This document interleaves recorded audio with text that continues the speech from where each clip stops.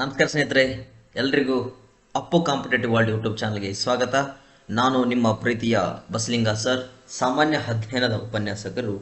ಆದ್ಮೇಲೆ ನಾವು ಈಗಾಗಲೇ RPF ಹಳೆಯ ಪ್ರಶ್ನೆ ಪತ್ರಿಕೆಯ ಪ್ರತಿಯೊಂದು ಪ್ರಶ್ನೆಗಳ ಸಂಪೂರ್ಣ ವಿವರಣಾತ್ಮಕ ತರಗತಿ ಅಂತೇಳಿ ಈಗಾಗಲೇ 2 ತರಗತಿಗಳಲ್ಲಿ ನಾನು ಚರ್ಚೆ ಮಾಡಿದ್ದೀನಿ. 2 ಪ್ರಶ್ನೆಗಳನ್ನ ತಲಾ ಒಂದೊಂದು ತರಗತಿಯನ್ನು ತೆಗೆದುಕೊಂಡು 2 ಪ್ರಶ್ನೆಗಳನ್ನು ಚರ್ಚೆ ಮಾಡಿದ್ದೀನಿ. ಈ ಒಂದು ತರಗತಿಯ ಮುಂದುವರಿದ ಭಾಗ ತರಗತಿ 3 ಎನ್ನುವಂಥದ್ದು. ಈ ಒಂದು ತರಗತಿಯಲ್ಲಿ ಸಹ ನಾನು ಏನು ಮಾಡ್ತಿದ್ದೀನಿ ಅಂತ ಬಂದಾಗ ಒಂದು ಪ್ರಶ್ನೆ ಇಟ್ಟುಕೊಂಡು ಆ ಒಂದು ಪ್ರಶ್ನೆಗೆ ಸಂಬಂಧಪಟ್ಟಿರ್ತಕ್ಕಂಥ ಅಂಶಗಳನ್ನ ಚರ್ಚೆ ಮಾಡುವಂತಹ ಒಂದು ದೃಷ್ಟಿಕೋನದಿಂದ ಟಾರ್ಗೆಟ್ RPF ಎನ್ನುವಂತಹ ಒಂದು ಸೆಷನ್ ಅನ್ನು ಆರಂಭ ಮಾಡಿದ್ದೇನೆ.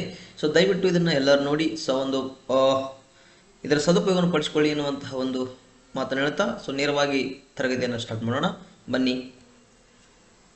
ನೋಡ್ರಿ ಸ್ನೇಹಿತರೆ, ಪ್ರಶ್ನೆ ನಿಮ್ಗೆ ಈಗಾಗಲೇ ಸ್ಕ್ರೀನ್ ಮೇಲೆ ಕಾಣ್ತಾ ಇದೆ. ಪ್ರಸಿದ್ಧ ಸೆಲ್ಯುಲರ್ ಜೈಲ್ ಎಲ್ಲಿದೆ ಎನ್ನುವಂಥದ್ದು.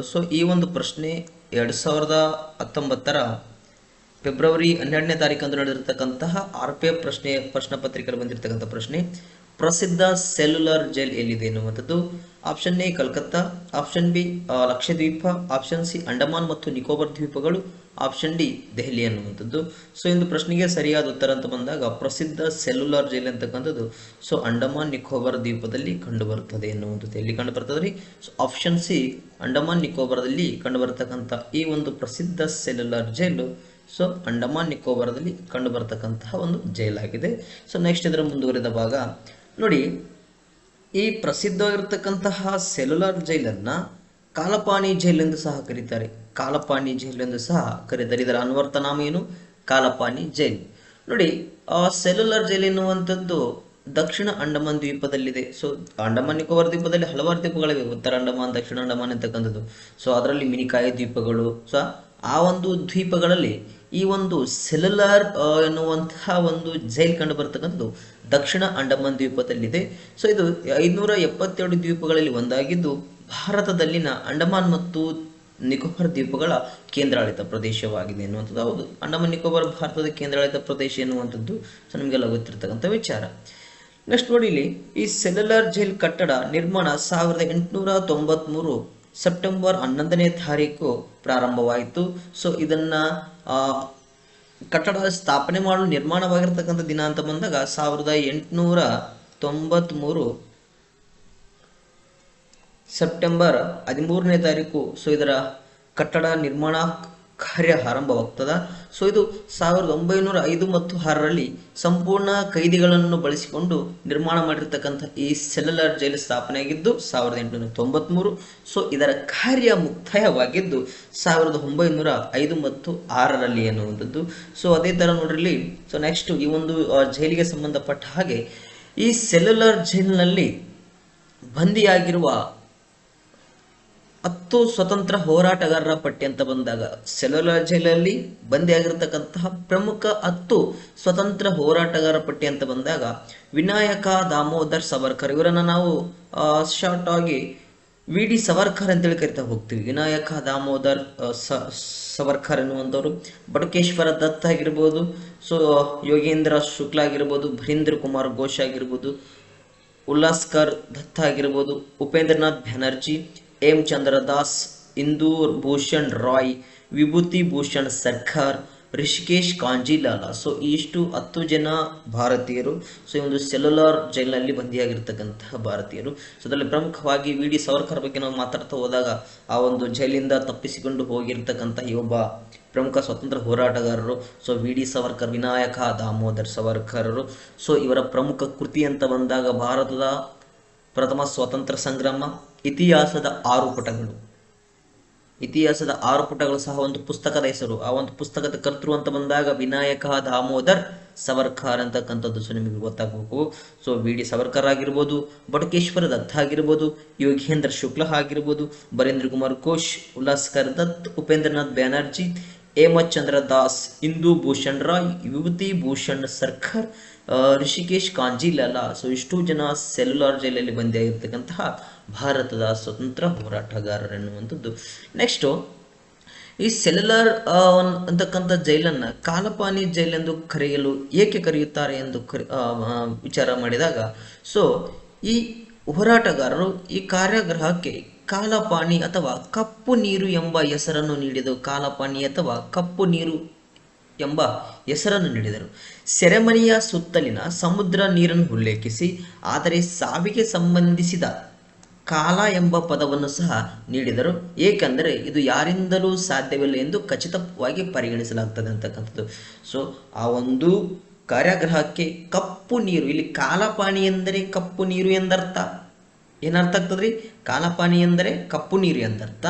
ಸೆರೆಮನೆಯ ಸುತ್ತಲಿನ ಸಮುದ್ರ ನೀರನ್ನು ಉಲ್ಲೇಖಿಸಿ, ಸೆರೆಮನೆಯ ಸುತ್ತಲಿನ ಸಮುದ್ರ ನೀರನ್ನು ಉಲ್ಲೇಖಿಸಿ ಆದರೆ ಸಾವಿಗೆ ಸಂಬಂಧಿಸಿದ ಕಾಲ ಎಂಬ ಪದವನ್ನು ಬಳಕೆ ಮಾಡಿಕೊಂಡು ಆ ಒಂದು ಸೆಲ್ಯುಲಾರ್ ಜೈಲಿಗೆ ಕಾಲಪಾನಿ ಎಂದು ಏನು ಮಾಡ್ತಾರೆ, ಸ್ವತಂತ್ರ ಹೋರಾಟಗಾರರು ಸೆಲ್ಯುಲಾರ್ ಜೈಲಿಗೆ ಕಾಲಪಾನಿ ಎಂದು ಹೆಸರನ್ನು ನೀಡಿದರು. ಕಾಲಪಾನಿ ಎಂದರೆ ಕಪ್ಪು ನೀರು ಎಂದರ್ಥ ಎನ್ನುವಂಥದ್ದು ನಿಮಗೆ ಇಲ್ಲಿ ಗೊತ್ತಾಗಬೇಕು. ನೆಕ್ಸ್ಟು, ಭಾರತದ ಅತಿ ದೊಡ್ಡ ಜೈಲು ಯಾವುದು ಅಂತಕ್ಕಂಥ ಪ್ರಶ್ನೆ ನೋಡಿ. ತಿಹಾರ್ ಜೈಲು. ಸೊ ಮೂಲತಃ ತಿಹಾರ್ ಜೈಲು ಪಂಜಾಬ್ ಪ್ರಾಂತದಲ್ಲಿತ್ತು, ಸ್ಥಾಪನೆ ಆಗಿದ್ದು ಸಹ ಪಂಜಾಬ್ ಪ್ರಾಂತದಲ್ಲಿ. ತಿಹಾರ್ ಜೈಲ್ ಅಂತಕ್ಕಂಥದ್ದು ಪಂಜಾಬ್ ಪ್ರಾಂತದಲ್ಲಿ. ಸೊ ಇದನ್ನು 1966ರಲ್ಲಿ ನಿಯಂತ್ರಣವನ್ನು ದೆಹಲಿಯ ರಾಷ್ಟ್ರೀಯ ರಾಜಧಾನಿ ಪ್ರದೇಶಕ್ಕೆ ವರ್ಗಾಯಿಸಲಾಯಿತು. ನೆಕ್ಸ್ಟ್ ಮುಂದೆ 1884ರಲ್ಲಿ ಆರಂಭಗೊಂಡು ಹೆಚ್ಚುವರಿ ಸೌಲಭ್ಯಗಳನ್ನು ನಿರ್ಮಿಸಲಾಯಿತು ಮತ್ತು ಸಂಕೀರ್ಣವನ್ನು ತಿಹಾರ್ ಜೈಲಾಗಿ ಮಾರ್ಪಡಿಸಲಾಯಿತು. ಸೊ ಪ್ರೆಸೆಂಟ್ ಇದು ಭಾರತದ ಅತಿ ದೊಡ್ಡ ಜೈಲು. ನೋಡ್ರಿ, ಇದು ಸ್ಥಾಪನೆ ಆಗಿದ್ದು ಮೂಲತಃ ಪಂಜಾಬ್ ಪ್ರಾಂತ್ಯದ, ನಾನು ಈಗಾಗಲೇ ಹೇಳಿದೆ. ಪಂಜಾಬ್ ಪ್ರಾಂತ್ಯದಲ್ಲಿ ಸ್ಥಾಪನೆ ಆಗಿರ್ತಕ್ಕಂಥ ಈ ಒಂದು ಜೈಲನ್ನ ದೆಹಲಿಯ ಅಥವಾ ಭಾರತ ಸರ್ಕಾರ ನಿಯಂತ್ರಣಕ್ಕೆ ಬಂದಿರತಕ್ಕಂಥದ್ದು 1966. ಭಾರತದ ಸರ್ಕಾರದ ನಿಯಂತ್ರಣಕ್ಕೆ ಬಂದಿರತಕ್ಕಂಥದ್ದು 1966.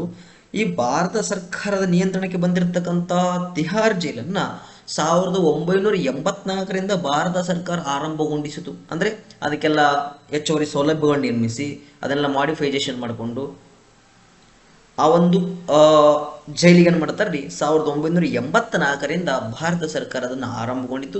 ಸೊ ಪ್ರಸ್ತುತ ಭಾರತದ ಅತಿ ದೊಡ್ಡ ಜೈಲು ಯಾವುದಂತ ಬಂದಾಗ ತಿಹಾರ್ ಜೈಲು. ಸೊ ಇದು ದೆಹಲಿಯಲ್ಲಿ ಕಂಡು ಬರ್ತದೆ. ತಿಹಾರ್ ಜೈಲು ದೆಹಲಿಯಲ್ಲಿ ಕಂಡು ಬರುತ್ತದೆ ಎನ್ನುವಂಥದ್ದು ಸೊ ಇಲ್ಲಿರ್ತಕ್ಕಂತಹ ವಿಚಾರ. ನೆಕ್ಸ್ಟು, ಭಾರತದಲ್ಲಿ ಜೈಲುಗಳನ್ನು ಯಾರು ನಿಯಂತ್ರಿಸುತ್ತಾರೆ ಎನ್ನುವಂಥದ್ದು ವಿಚಾರ. ಹೌದು, ಭಾರತದಲ್ಲಿ ಜೈಲುಗಳನ್ನು ನಿಯಂತ್ರಿಸುವ ಕೇಂದ್ರ ಸರ್ಕಾರವೋ ರಾಜ್ಯ ಸರ್ಕಾರವೋ ಯಾವ ಒಂದು ಪಟ್ಟಿಯಲ್ಲಿ ಬರ್ತದ ಅಂದರೆ ಅನುಸೂಚಿಗಳಲ್ಲಿ ಬರ್ತಾ ಹೋಗ್ತದ. 7ನೇ ಅನುಸೂಚಿ ಪಟ್ಟಿಗಳಿಗೆ ಸಂಬಂಧಪಟ್ಟ ಹಾಗೆ ಇಲ್ಲಿ ಜೈಲು ಎನ್ನುವಂತಹ ವಿಚಾರ ರಾಜ್ಯ ಪಟ್ಟಿಯ ವಿಷಯವಾಗಿದೆ. ಜೈಲು ಎನ್ನುವಂತಹ ವಿಚಾರ ರಾಜ್ಯ ಪಟ್ಟಿಯ ವಿಷಯವಾಗಿದೆ. ಕಾರಾಗೃಹಗಳು ಕೈದಿಗಳ ಆಡಳಿತ ಮತ್ತು ನಿರ್ವಹಣೆಯು ಈ ನಿಟ್ಟಿನಲ್ಲಿ ಸೂಕ್ತ ಕ್ರಮಗಳನ್ನು ಕೈಗೊಳ್ಳಲು ಸಮರ್ಥವಾಗಿರುವ ಆಯಾ ರಾಜ್ಯ ಸರ್ಕಾರದ ಜವಾಬ್ದಾರಿಯಾಗಿದೆ. ಸೊ ಇಲ್ಲಿ ಒಟ್ಟಾರೆಯಾಗಿ ಜೈಲುಗಳನ್ನು ಭಾರತದಲ್ಲಿ ನಿಯಂತ್ರಿಸುವಂತ ಬಂದಾಗ ಇದೊಂದು ರಾಜ್ಯ ಪಟ್ಟಿಯಲ್ಲಿರುವ ಅಂಶ. ಫಸ್ಟ್ ಪಾಯಿಂಟ್, ಇದೊಂದು ರಾಜ್ಯ ಪಟ್ಟಿಯಲ್ಲಿರುವ ಅಂಶ. ರಾಜ್ಯ ಪಟ್ಟಿಯಲ್ಲಿರ್ತಕ್ಕಂತಹ ಅಂಶಗಳ ಮೇಲೆ ಅಥವಾ ವಿಷಯಗಳ ಮೇಲೆ ಕಾನೂನು ರಚಿಸುವ ಅಧಿಕಾರ ಇರ್ತಕ್ಕಂಥದ್ದು ರಾಜ್ಯ ಸರ್ಕಾರಕ್ಕೆ. ಕೇಂದ್ರ ಪಟ್ಟಿಯಲ್ಲಿರ್ತಕ್ಕಂಥ ವಿಷಯಗಳ ಮೇಲೆ ಕಾನೂನು ರಚಿಸುವ ಅಧಿಕಾರ ಕೇಂದ್ರ ಸರ್ಕಾರಕ್ಕೆ. ಸಮವರ್ತಿ ಪಟ್ಟಿಯ ಮೇಲಿರ್ತಕ್ಕಂತಹ ವಿಷಯಗಳ ಮೇಲೆ ಅಧಿಕಾರ ಚಲಾಯಿಸಲು ಅಥವಾ ಕಾನೂನು ಮತ್ತು ರೂಪಿಸಲು ಅಧಿಕಾರ ಇರ್ತಕ್ಕಂಥದ್ದು ರಾಜ್ಯ ಪಟ್ಟಿ ಮತ್ತು ಕೇಂದ್ರ ಪಟ್ಟಿ. ಸೊ ಇದೇ ಪ್ರಶ್ನೆಯನ್ನ PC ಸಿವಿಲ್ ಕಾನ್ಸ್ಟೇಬಲ್ ಪೇಪರ್ ಅಲ್ಲಿ ಕೇಳಿದ್ದ. ಸಮವರ್ತಿ ಪಟ್ಟಿ ಮೇಲೆ ಪ್ರಶ್ನೆ ಕಾನೂನನ್ನು ರಚಿಸುವ ಅಧಿಕಾರ ಯಾರಿಗಿದೆ? ಆಪ್ಷನ್ ಎ ರಾಜ್ಯ ಸರ್ಕಾರ, ಆಪ್ಷನ್ ಬಿ ಕೇಂದ್ರ ಸರ್ಕಾರ, ಆಪ್ಷನ್ ಸಿ ಎ ಮತ್ತು ಬಿ, ಆಪ್ಷನ್ ಡಿ ಈ ಮೇಲಿನ ಯಾರು ಅಲ್ಲ. ಎ ಮತ್ತು ಬಿ ಎನ್ನುವುದರಲ್ಲಿ ಸರಿಯಾದ ಉತ್ತರ. ಜೈಲು ಎನ್ನುವಂತಹ ವಿಚಾರ ರಾಜ್ಯ ಪಟ್ಟಿಯ ಅಂಶವಾಗಿದೆ. ಅಂದರೆ ಆಯಾ ಸಂಬಂಧಪಟ್ಟಿರ್ತಕ್ಕಂಥ ರಾಜ್ಯ ಅದರ ಮೇಲೆ ಕಾನೂನನ್ನು ರಚಿಸುತ್ತದೆ. ಅರ್ಥ ಆಯ್ತದಲ್ಲ? ನೆಕ್ಸ್ಟ್ ಇಲ್ಲಿ ಭಾರತದ ಮೊದಲ ಜೈಲು ಯಾವುದು? ಭಾರತದಲ್ಲಿ ಮೊದಲು ಕೇಂದ್ರ ಕಾರಾಗೃಹವನ್ನು 1846ರಲ್ಲಿ ಆಗ್ರಾದಲ್ಲಿ ನಿರ್ಮಿಸಲಾಯಿತು. ಆಗ್ರಾ, ತಾಜ್ ಮಹಲ್ ಕಂಡು ಬರ್ತದೆ. ಆಗ್ರಾ ಹೌದಾ? ತಾಜ್ ಮಹಲ್ ಯಾವ ನದಿಯ ದಂಡೆಯ ಮೇಲಿದೆ? ಯಮುನಾ ನದಿಯ ದಂಡೆಯ ಮೇಲಿದೆ. ಈ ತಾಜ್ ಮಹಲ್ ಅನ್ನು ಕಂಡುಬಿಟ್ಟು ತಾಜ್ ಮಹಲ್ ಅನ್ನು ನೋಡಿ. ಸೊ ಭಾರತದ ಕವಿ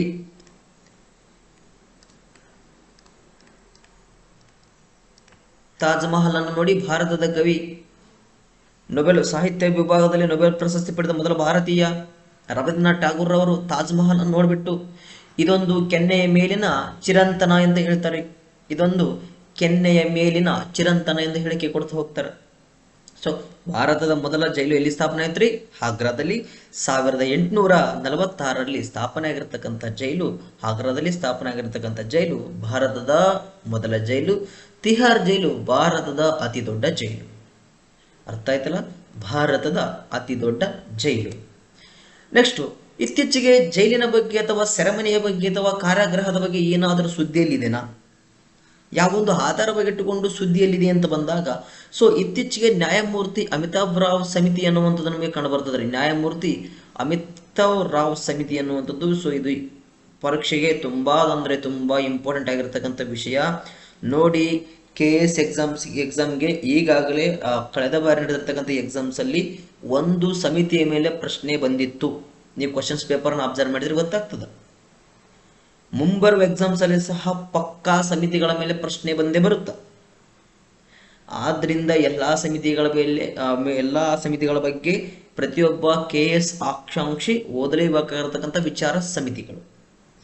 ಅದರಲ್ಲಿ ಪ್ರಮುಖವಾಗಿ ಈ ಒಂದು ತರಗತಿಯಲ್ಲಿ ಸಂಬಂಧಪಟ್ಟ ಹಾಗೆ ಸೊ ನ್ಯಾಯಮೂರ್ತಿ ಅಮಿತಾಬ್ ರಾವ್ ಸಮಿತಿ ನೋಡಿ. ಈ ನ್ಯಾಯಮೂರ್ತಿ ಅಮಿತಾಬ್ ರಾವ್ ಸಮಿತಿ ಅನ್ನುವಂಥದ್ದು ಸೆಪ್ಟೆಂಬರ್ 2018ರಲ್ಲಿ ಸುಪ್ರೀಂ ಕೋರ್ಟ್ನ ಮಾಜಿ ನ್ಯಾಯಾಧೀಶರಾದ ಅಮಿತಾಬ್ ರಾವ್ ರವರ ಅಧ್ಯಕ್ಷತೆಯಲ್ಲಿ ಜೈಲು ಸುಧಾರಣೆಗಳ ಸಮಿತಿಯನ್ನು ರಚಿಸಿತು. ಸೊ ಈ ಒಂದು ಸಮಿತಿಯ ಮೂಲ ಉದ್ದೇಶ ಜೈಲು ಸುಧಾರಣೆ, ಹೌದಾ? ಇದನ್ನು ಸ್ಥಾಪನೆ ಆಗಿರ್ತಕ್ಕಂಥದ್ದು, ಈ ಒಂದು ಸಮಿತಿಯನ್ನು ರಚನೆ ಮಾಡಿದ್ದು 2018 ಸೆಪ್ಟೆಂಬರ್ ತಿಂಗಳಲ್ಲಿ. ಇದು 3 ಸದಸ್ಯರ ಸಮಿತಿಯಾಗಿದೆ. ಉದ್ದೇಶ ಏನು?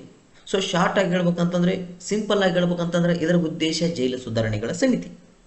ಬಟ್ ಇಲ್ಲಿ ನೋಡಿ, ದೇಶದಲ್ಲಿ ಕಾರಾಗೃಹಗಳನ್ನು ಕಾಡುತ್ತಿರುವ ವಿವಿಧ ಸಮಸ್ಯೆಗಳನ್ನು ಪರಿಶೀಲಿಸಲು ಜನದಟ್ಟಣೆಯಿಂದ ಹಿಡಿದು ಕಾನೂನು ಸಲಹೆಗಳ ಕೊರತೆಯಿಂದ ಅಪರಾಧಿಗಳ ಉಪಶಮನ ಮತ್ತು ಫೋರಲ್ ಸಮಸ್ಯೆಗಳವರೆಗೆ ಜೈಲಿನಲ್ಲಿನ ಜನದಟ್ಟಣೆ, ಕೈದಿಗಳ ಅಸಹಜ ಸಾವು, ಸಿಬ್ಬಂದಿಗಳ ಅಸಮರ್ಪಕತೆ ಮತ್ತು ತರಬೇತಿ ಪಡೆದ ಸಿಬ್ಬಂದಿಗಳ ಕೊರತೆಯನ್ನು ಎತ್ತಿ ತೋರಿಸುವ ಭಾರತದ ಮಾಜಿ ಮುಖ್ಯ ನ್ಯಾಯಮೂರ್ತಿಗಳಾದ RC ಲಹೋಟ್ ರವರ ಪತ್ರವನ್ನು ಆಧರಿಸಿ ಈ ನಿರ್ಧಾರವನ್ನು ತೆಗೆದುಕೊಳ್ಳಲಾಗಿದೆ.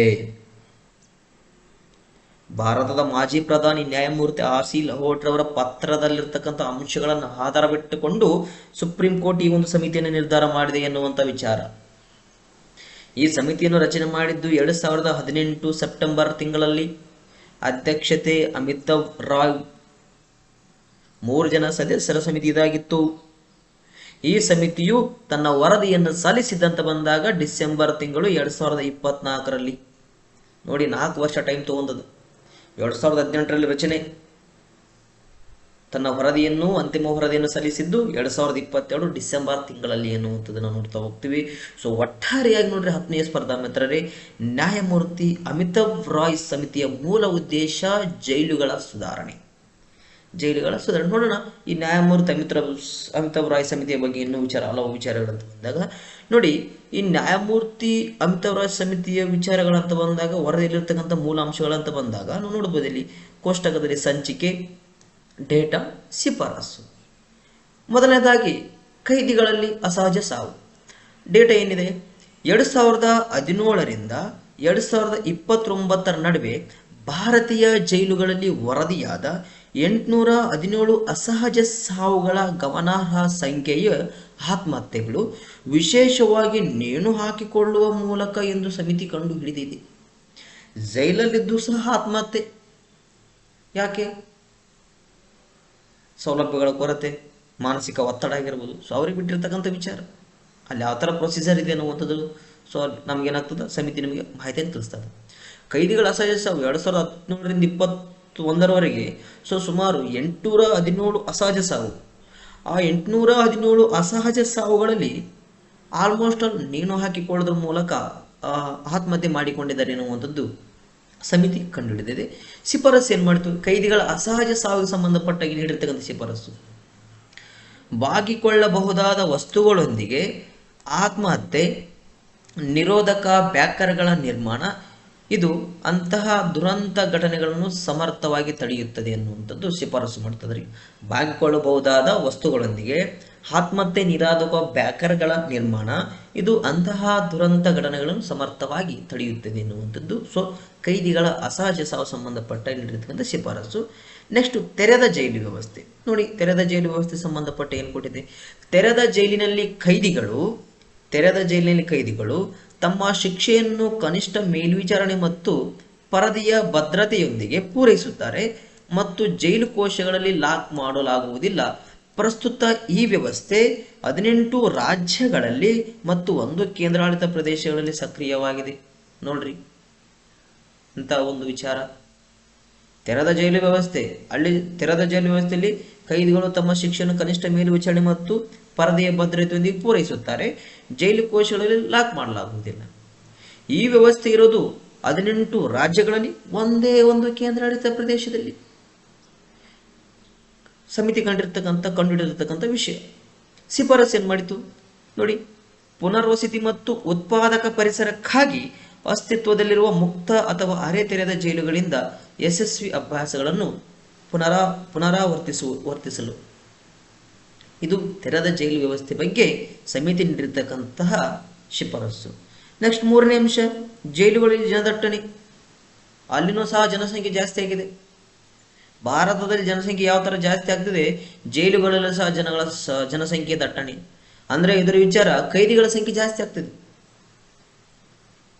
ಸಮಾಜದಲ್ಲಿ ಹಲವಾರು ಕೃತ್ಯಗಳು ನಡೀತಕ್ಕಂಥ ಸಂಖ್ಯೆ ಸಹ ಜಾಸ್ತಿ ಆಗ್ತದೆ, ಕೈದಿಗಳ ಸಂಖ್ಯೆ ಜಾಸ್ತಿ ಆಗ್ತದೆ. ಸರ್ಕಾರ ಸರಿಯಾದ ನಿರ್ಣಯಗಳನ್ನು ಕೈಗೊಳ್ಳಬೇಕು, ಕಾನೂನು ಕೈಗೊಂಡು ಸೊ ಅದನ್ನು ಕಡಿಮೆ ಮಾಡ್ಕೋಬೇಕಂತಕ್ಕಂಥದ್ದು ನಮ್ಮದೊಂದು ಮನವಿ. ಅದನ್ನು ನೋಡೋಣ. ಡೇಟಾ ಏನಿದೆ, 2016ರಿಂದ 18ರವರೆಗೆ ಜೈಲುಗಳ ಮಂಜೂರಾತಿ ಸಾಮರ್ಥ್ಯದಲ್ಲಿ 0.7ರಷ್ಟು ಹೆಚ್ಚಳದ ವಿರುದ್ಧ ಭಾರತದಲ್ಲಿ ಒಟ್ಟು ಜೈಲು ಜನಸಂಖ್ಯೆ 8.2ರಷ್ಟು ಹೆಚ್ಚಾಗಿದೆ. ಬಾಬಾ ನೋಡ್ರಿ, 2016ರಿಂದ 18ರವರೆಗೆ ಜೈಲು ಮಂಜೂರಾತಿ ಸಾಮರ್ಥ್ಯದಲ್ಲಿ 0.7ರಿಂದ ಹೆಚ್ಚಳದ ವಿರುದ್ಧ ಭಾರತದಲ್ಲಿ 8.2ಕ್ಕೆ ಎಷ್ಟು ಹೆಚ್ಚಾಗಿದೆ. ಇದರ ಶಿಫಾರಸು ಏನು?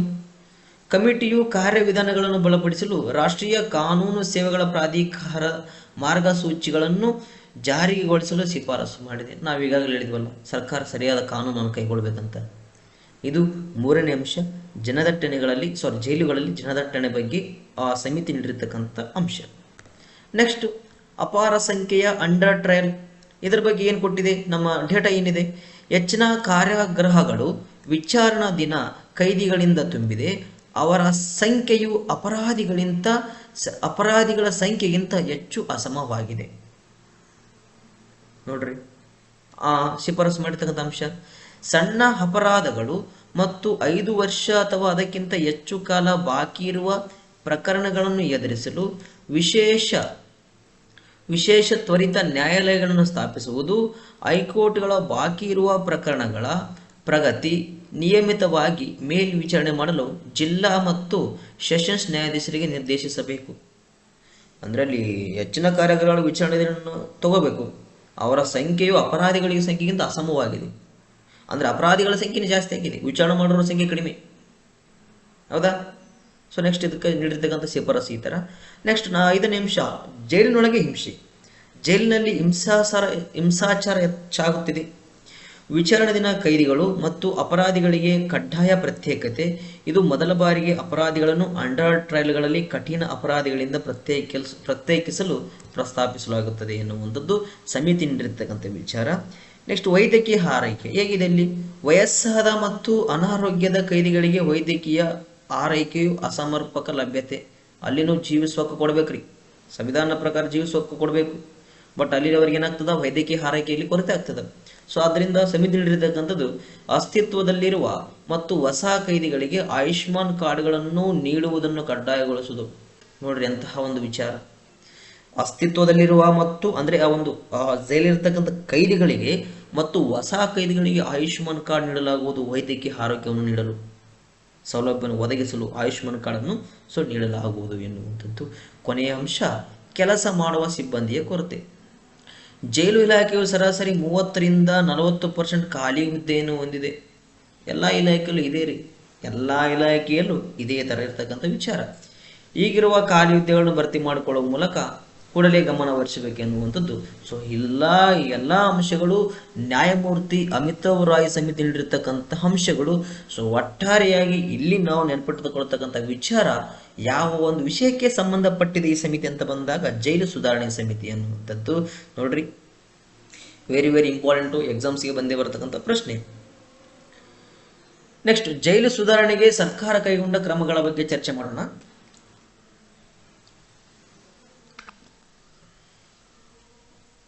ಎಸ್, ಜೈಲು ಸುಧಾರಣೆಗಾಗಿ ಸರ್ಕಾರ ಕೈಗೊಂಡಿರುವ ಕ್ರಮಗಳು ನಾನು ಈಗಾಗಲೇ ನಿಮಗೆ ಚರ್ಚೆ ಮಾಡಿದೆ. ರಾಜ್ಯದ ವಿಷಯ ಅಂದರೆ ರಾಜ್ಯ ಸರ್ಕಾರದ ವಿಷಯ. ಕಾರಾಗೃಹದ ಆಡಳಿತ ಮತ್ತು ನಿರ್ವಹಣೆಯು ಆಯಾ ರಾಜ್ಯ ಸರ್ಕಾರದ ಜವಾಬ್ದಾರಿಯಾಗಿದೆ. ಏಕೆಂದರೆ ಜೈಲು ಮತ್ತು ವ್ಯಕ್ತಿಗಳು 7ನೇ ಅನುಸೂಚಿಯಲ್ಲಿರುವ ರಾಜ್ಯ 7ನೇ ಅನುಸೂಚಿ ಅಂದರೆ 7ನೇ ಅನುಸೂಚಿಯಾಗಿರ್ತಕ್ಕಂತಹ ರಾಜ್ಯ ವಿಷಯದ ಅಂಶವಾಗಿದೆ. ಅಂದರೆ 7ನೇ ಅನುಸೂಚಿ ಏನಪ್ಪಾ ಅಂತಂದ್ರೆ ನಾನು ಈಗಾಗಲೇ ಚರ್ಚೆ ಮಾಡಿದೆ, ಪಟ್ಟಿಗಳು ಎನ್ನುವಂಥದ್ದು. ಪಟ್ಟಿಗಳು, ಈ ಪಟ್ಟಿಗಳಲ್ಲಿ ಕೇಂದ್ರ ಪಟ್ಟಿ, ರಾಜ್ಯ ಪಟ್ಟಿ, ಸಮಕಾಲೀನ ಪಟ್ಟಿ ಅನ್ನುವಂಥದ್ದು ನಾನು ಚರ್ಚೆ ಮಾಡಿದ್ದೀನಿ. ಗೃಹ ವ್ಯವಹಾರಗಳ ಸಚಿವಾಲಯ ಯಾವ ಸಚಿವಾಲಯ ನೋಡ್ರಿ, ರಾಜ್ಯ ಸರ್ಕಾರಕ್ಕೆ ಸಂಬಂಧಪಡ್ತದ. ರಾಜ್ಯ ಸರ್ಕಾರದ ಯಾವ ಸಚಿವಾಲಯ ಅಂತ ಬಂದಾಗ ಗೃಹ ವ್ಯವಹಾರಗಳ ಸಚಿವಾಲಯ. ಅರ್ಥ ಆಗ್ತದಲ್ಲ? ಇದು ಜೈಲುಗಳು ಮತ್ತು ಜೈಲು ಕೈದಿಗಳಿಗೆ ಸಂಬಂಧಿಸಿದ ವಿವಿಧ ವಿಷಯಗಳ ಕುರಿತು ರಾಜ್ಯಗಳು ಮತ್ತು ಇಟ್ಸ್ ಮೀನ್ಸ್ ಯೂನಿಯನ್ ಟೆರಿಟರೀಸ್ ಕೇಂದ್ರಾಡಳಿತ ಪ್ರದೇಶಗಳಿಗೆ ನಿಯಮಿತ ಮಾರ್ಗದರ್ಶನ ಮತ್ತು ಸಲಹೆಯನ್ನು ನೀಡುತ್ತದೆ. ಇದು ಗೃಹ ವ್ಯವಹಾರ ಸಚಿವಾಲಯ. ನೆಕ್ಸ್ಟ್, ಜೈಲು ಸುಧಾರಣಾಗಳ ರಾಷ್ಟ್ರೀಯ ನೀತಿ. ಇದು ಸಮುದಾಯ ಸೇವೆ, ಆಸ್ತಿ ಮುಟ್ಟುಗೋಲು, ಬಲಿಪಶುಗಳಿಗೆ ಪರಿಹಾರ ಪಾವತಿ, ಸಾರ್ವಜನಿಕ ಖಂಡನೆ ಇತ್ಯಾದಿಗಳಂತಹ ಜೈಲು ಪರ್ಯಾಯಗಳನ್ನು ಒದಗಿಸಲು ಪ್ರಯತ್ನಿಸುತ್ತದೆ ಎನ್ನುವಂಥದ್ದು. ನೋಡ್ರಿ, ಅಷ್ಟಲ್ಲದೆ ಮತ್ತೊಂದು ವಿಚಾರ, ನ್ಯಾಯಮೂರ್ತಿ ಮುಲ್ಲಾ ಸಮಿತಿ. ಇದು ಸಹ ಜೈಲು ಸುಧಾರಣೆಗಾಗಿ ಸಂಬಂಧಪಟ್ಟಿರ್ತಕ್ಕಂಥ ಸಮಿತಿ. ಸಾರ್ವಜನಿಕ ಕಾರಣಕ್ಕಾಗಿ ಅಹಿಂಸಾತ್ಮಕ ಸಾಮಾಜಿಕ, ರಾಜಕೀಯ, ಆರ್ಥಿಕ ಆಂದೋಲನಗಳಿಗಾಗಿ ಶಿಕ್ಷೆಗೊಳಗಾದವರನ್ನು ಇತರ ಕೈದಿಗಳೊಂದಿಗೆ ಜೈಲುಗಳಲ್ಲಿ ಬಂಧಿಸಬಾರದೆಂದು ಶಿಫಾರಸು ಮಾಡಿದೆ. ಕರೆಕ್ಟ್ ಓದ್ಬೇಕು. ಸಾರ್ವಜನಿಕ ಕಾರಣಕ್ಕಾಗಿ ಅಹಿಂಸಾತ್ಮಕ, ರಾಜಕೀಯ, ಸಾಮಾಜಿಕ, ಆರ್ಥಿಕ ಆಂದೋಲನಗಳಿಗಾಗಿ ಶಿಕ್ಷೆಗೆ ಒಳಗಾದವರನ್ನು ಇತರ ಕೈದಿಗಳೊಂದಿಗೆ ಜೈಲುಗಳಲ್ಲಿ ಬಂಧಿಸಬಾರದು. ಅಹಿಂಸಾತ್ಮಕ, ಈ ಒಂದು ಪದವನ್ನು ಚೆನ್ನಾಗಿ ನೋಡ್ಬೇಕಾಗ್ತದೆ ಇಲ್ಲಿ. ಅಹಿಂಸಾತ್ಮಕ ಚಟುವಟಿಕೆಗಳಿಂದ ಶಿಕ್ಷೆಗೊಳಗಾದವರನ್ನು ಇತರ ಕೈದಿಗಳೊಂದಿಗೆ ಬಂಧಿಸಬಾರದು ಅಂತೇಳಿ ಶಿಫಾರಸು ಮಾಡಿದ ಸಮಿತಿ ಯಾವುದು? ನ್ಯಾಯಮೂರ್ತಿ ಮುಲ್ಲಾ ಸಮಿತಿ. ನೆಕ್ಸ್ಟ್, ಮಾದರಿ ಕಾರಾಗೃಹ ಕಾಯ್ದೆ 2023. ಈ ಒಂದು ಮಾದರಿ ಕಾರಾಗೃಹ ಕಾಯ್ದೆ 2023 ವಸಾಹತುಶಾಹಿ ಜೈಲು ಕೈದಿ 1994 ಬದಲಿಸುತ್ತದೆ. ಇದು ಸೆರೆವಾಸದ ಗಮನವನ್ನು ಪ್ರತಿಬಂಧದಿಂದ ಸುಧಾರಣೆ ಮತ್ತು ಪುನರ್ವಸತಿಗೆ ಬದಲಾಯಿಸುತ್ತದೆ ಎನ್ನುವಂಥದ್ದು. ನೋಡ್ರಿ, ಜೈಲು ಕಾಯ್ದೆ 1894 ಅದರ ಒಂದು ಇರತಕ್ಕಂಥ ಅಂಶಗಳನ್ನ ಪ್ರತಿಬಂಧ ಎನ್ನುವಂಥ ಪದವನ್ನ ಸುಧಾರಣೆ ಪುನರ್ವಸತಿ ಎಂದು ಬದಲಾಯಿಸುತ್ತದೆ ಎನ್ನುವಂಥದ್ದು. ನೆಕ್ಸ್ಟ್, ರಾಷ್ಟ್ರೀಯ ಪೊಲೀಸ್ ಆಯೋಗ 1977 19ನೇ ಶತಮಾನದ ಪೊಲೀಸ್ ಕಾಯ್ದೆಯನ್ನು ಬದಲಿಸಲು ಹೊಸ ಪೊಲೀಸ್ ಕಾಯ್ದೆಯನ್ನು ಜಾರಿಗೊಳಿಸುವ ಮೂಲಕ ಶಾಸಕಾಂಗ ಚೌಕಟ್ಟನ್ನು ಕೂಲಂಕುಷವಾಗಿ ಪರಿಶೀಲಿಸಲು ಶಿಫಾರಸು ಮಾಡಿದೆ ಎನ್ನುವಂಥದ್ದು. ನೋಡ್ರಿ, ರಾಷ್ಟ್ರೀಯ ಪೊಲೀಸ್ ಕಾಯ್ದೆಯ 1997 ರಾಷ್ಟ್ರೀಯ ಪೊಲೀಸ್ ಕಾಯ್ದೆ ಅಂಶ ಅಂತ ಬಂದಾಗ ಈಗಾಗಲೇ ಇರತಕ್ಕಂತಹ 19ನೇ ಶತಮಾನದ ಪೊಲೀಸ್ ಕಾಯ್ದೆಯನ್ನು ಬದಲಿಸಿ ಹೊಸ ಪೊಲೀಸ್ ಕಾಯ್ದೆಯನ್ನು ಜಾರಿಗೆಗೊಳಿಸುವ ಮೂಲಕ ಶಾಸಕಾಂಗದ ಚೌಕಟ್ಟನ್ನು ಕೂಲಂಕುಷವಾಗಿ ಪರಿಶೀಲಿಸಲು ಶಿಫಾರಸು ಮಾಡಿತು ಎನ್ನುವುದು. ಸೊ ಸಿಂಪಲ್ ರೀ, 19ನೇ ಶತಮಾನದ ಪೊಲೀಸ್ ಕಾಯ್ದೆಯನ್ನು ಬದಲಿಸಿ ಹೊಸ ಪೊಲೀಸ್ ಕಾನೂನು ಸ್ಥಾಪನೆ ಮಾಡಬೇಕು ಎನ್ನುವಂಥದ್ದು ರಾಷ್ಟ್ರೀಯ ಪೊಲೀಸ್ ಆಯೋಗ 1997 ಅಂಶ. ಸೊ ಅದಾದ ನಂತರ ನ್ಯಾಯಮೂರ್ತಿ ಮುಲ್ಲಾ ಕಮಿಟಿ ಅಹಿಂಸಾತ್ಮಕ ಚಟುವಟಿಕೆಗಳಿಂದ ಶಿಕ್ಷೆಗೊಳಗಾದವರನ್ನು ಬೇರೆ ಕೈದಿಗಳೊಂದಿಗೆ ಬಂಧಿಸಬಾರದು. ಅದಾದ ನಂತರ ಯಾವ ಪಟ್ಟಿಗೆ ಸಂಬಂಧಪಡುತ್ತದೆ ಜೈಲು ಅಂತ ಬಂದಾಗ ರಾಜ್ಯ ಪಟ್ಟಿ, ಯಾವ ಸಚಿವಾಲಯ ಅಂತ ಬಂದಾಗ ಗೃಹ ವ್ಯವಹಾರಗಳ ಸಚಿವಾಲಯ ಎನ್ನುವಂಥದ್ದು ಸಹ ನಿಮಗೆ ಗೊತ್ತ.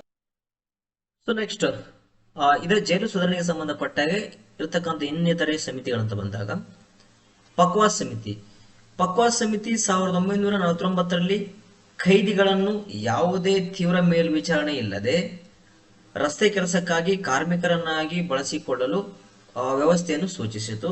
ಈ ಕಾಲದಿಂದಲೇ ಕೈದಿಗಳಿಗೆ ಅವರ ದುಡಿಮೆಗೆ ತಕ್ಕಂತೆ ಕೂಲಿ ನೀಡುವ ವ್ಯವಸ್ಥೆಯನ್ನು ಜಾರಿಗೆ ಬಂದಿತ್ತು. ಪಕ್ವಾ ಸಮಿತಿಯನ್ನು ರಚನೆ ಮಾಡಿರ್ತಕ್ಕಂಥ ವರ್ಷ 1949. ಸೊ ಇದರ ಶಿಫಾರಸು ಅಂತ ಬಂದಾಗ ಯಾವುದೇ ಕೈದಿಗಳನ್ನು ತೀವ್ರ ಮೇಲ್ವಿಚಾರಣೆ ಇಲ್ಲದೆ ರಸ್ತೆ ಕೆಲಸಕ್ಕೆ ಕಾರ್ಮಿಕರನ್ನಾಗಿ ಬಳಸಿಕೊಳ್ಬೇಕೆಂತೇಳಿ ವ್ಯವಸ್ಥೆ ಸೂಚಿಸಿತು. ಈ ಸಮಿತಿಯ ಶಿಫಾರಸಿನ ಅನ್ವಯವೇ ಪ್ರಸ್ತುತ ಏನು ಕೈದಿಗಳು ತಮ್ಮ ಸೆರೆಮನೆಯಲ್ಲಿ ದಿನನಿತ್ಯ ಕೆಲಸದಲ್ಲಿ ತೊಡಗಿರ್ತಾರೋ ಅವರ ದುಡಿಮೆಗೆ ತಕ್ಕಂತೆ ಕೂಲಿ ನೀಡುವ ವ್ಯವಸ್ಥೆ ಜಾರಿಗೆ ಬಂದಿರತಕ್ಕಂಥದ್ದು ಈ ಒಂದು ಸಮಿತಿಯ ಶಿಫಾರಸಿನ ಅನ್ವಯ. ನೆಕ್ಸ್ಟ್ ಮತ್ತೊಂದು ಕೃಷ್ಣ ಅಯ್ಯರ್ ಸಮಿತಿ ಅನ್ನುವಂಥದ್ದು. ಕೃಷ್ಣ ಅಯ್ಯರ್ ಸಮಿತಿ ನೋಡಿ, ಕೃಷ್ಣ ಅಯ್ಯರ್ ಸಮಿತಿ 1986ರಲ್ಲಿ ನ್ಯಾಯಮೂರ್ತಿ ಕೃಷ್ಣ ಅಯ್ಯರ್ ಅವರ ನೇತೃತ್ವದಲ್ಲಿ ಮಹಿಳಾ ಕೈದಿಗಳಿಗೆ ರಾಷ್ಟ್ರೀಯ ತಜ್ಞರ ಸಮಿತಿಯನ್ನು ರಚಿಸಲಾಯಿತು. ರಾಷ್ಟ್ರೀಯ ತಜ್ಞರ ಸಮಿತಿಯನ್ನು ರಚಿಸಲಾಯಿತು. ಈ ಸಮಿತಿಯು ಜೈಲುಗಳಲ್ಲಿನ ಮಹಿಳೆಯರ ಪರಿಸ್ಥಿತಿಯನ್ನು ಮೌಲ್ಯಮಾಪನ ಮಾಡಿದೆ ಮತ್ತು ಶಿಫಾರಸು ಮಾಡಿದೆ. ಮಹಿಳೆಯರಿಗೆ ಸಂಬಂಧಪಟ್ಟಿರ್ತಕ್ಕಂತಹ ಒಂದು ಸಮಿತಿ. ಮಹಿಳೆಯರ ಸ್ಥಿತಿಗತಿಗಳನ್ನು ಪರಿಶೀಲನೆ ಮಾಡಿಕೊಂಡು ಅವರಿಗೆ ತಕ್ಕಿರ್ತಕ್ಕಂತಹ ಒಂದು ಶಿಫಾರಸಿನ ಅನ್ವಯ ಯಾವ ತರ ಸೌಲಭ್ಯ ನೀಡಬೇಕಂತಕ್ಕಂಥ ಒಂದು ವಿಚಾರವನ್ನು ತಂದಿರತಕ್ಕಂಥದ್ದು ಕೃಷ್ಣ ಅಯ್ಯರ್ ಸಮಿತಿ.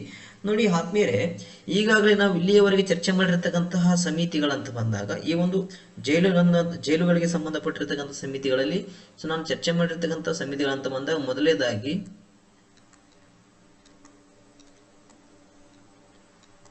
ಅಮಿತಾವ್ ರಾಯ್ ಸಮಿತಿ. ಎರಡನೇದು ಮುಲ್ಲಾ ಸಮಿತಿ.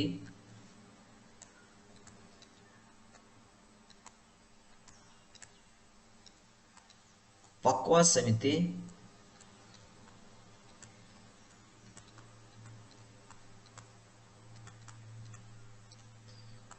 ಕೃಷ್ಣ ಅಯ್ಯರ್ ಸಮಿತಿ.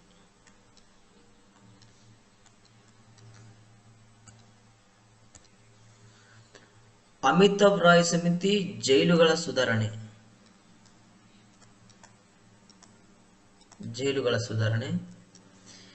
ಕೆ ಮುಲ್ಲಾ ಸಮಿತಿ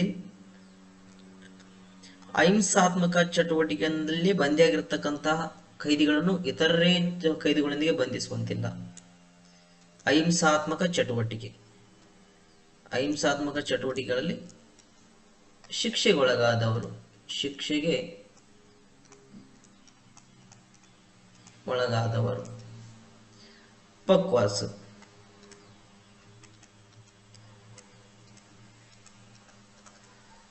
ರಸ್ತೆ ನಿರ್ಮಾಣ ಕಾರ್ಯ ಮತ್ತು ದುಡಿಮೆಗೆ ಕೂಲಿ. ಕೃಷ್ಣ ಅಯ್ಯರ್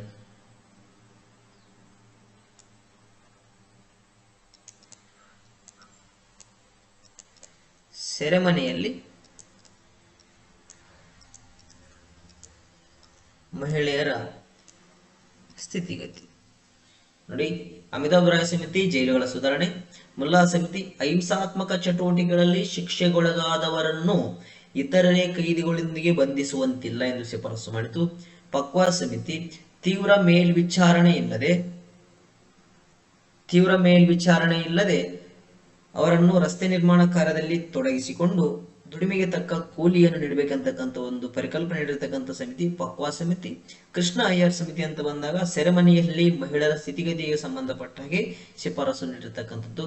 ನೋಡಿ ಆತ್ಮೀಯ ಸ್ಪರ್ಧಾ ಮಿತ್ರರೇ, ಇದಿಷ್ಟು ಪ್ರಶ್ನೆ 3 ಸೆಷನ್ 3 RPF ಸೆಷನ್ 3ಗೆ ಸಂಬಂಧಪಟ್ಟ ಹಾಗೆ ಡಿಸ್ಕಸ್ ಮಾಡಿರ್ತಕ್ಕಂಥ ವಿಚಾರ. ಈ ಒಂದು ತರಗತಿ ನಿಮಗೆ ಇಷ್ಟ ಆಗಿದ್ರೆ ಲೈಕ್ ಮಾಡಿ, ಶೇರ್ ಮಾಡಿ, ಸಬ್ಸ್ಕ್ರೈಬ್ ಮಾಡಿ. ಅಷ್ಟಲ್ಲದೆ ಇತರರಿಗೂ ಸಹ ಈ ಒಂದು ನಮ್ಮ ಚಾನಲ್ ಅನ್ನು ಪರಿಚಯ ಮಾಡಿಕೊಡಿ ಎನ್ನುವಂತ ಮಾತನ್ನು ಹೇಳ್ತಾ ಈ ಒಂದು ತರಗತಿಗೆ ವಿರಾಮ ನೀಡುತ್ತೇನೆ. ಸಿಗೋಣ ಮತ್ತೊಂದು ತರಗತಿಯಲ್ಲಿ. ಎಲ್ರಿಗೂ ಒಳ್ಳೆಯದಾಗಲಿ. Have a nice day. Thank you. God bless you.